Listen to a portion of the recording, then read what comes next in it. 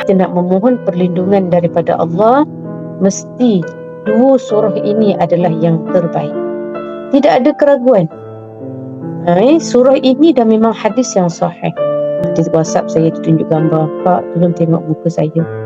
Saya buka, saya tengok je muka dia, saya innalillahi wa inna ilaihi raji'un.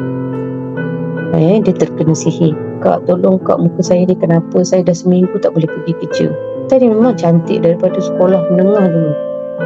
Memang orang yang cantik, saya Kak sungguh Masya Allah. Saya kata pergi baca surah Al-Baqarah, baca sampai habis. Kalau boleh habiskan 2 hari ataupun 3 hari. Dia kata dia tak boleh solat. Saya kata pergi ambil air, baca 3 qul, tiup dalam air tu, buat basuh muka tu, buat mandi, buat selama 7 hari. Ataupun tak okey lagi, buat selama 11 hari. Ambil bilangan ganjil. Saya kata dekat dia, banyakkan berzikir dengan 3 qul.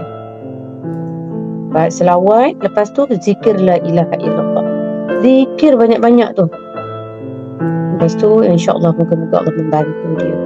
Dia kata, Kak tolong saya. Kakak tak boleh tolong kamu, Allah je boleh tolong kamu. Sekarang maksud saya tu dia nak minta tolong saya rawat dia lah. Saya kata akak jauh.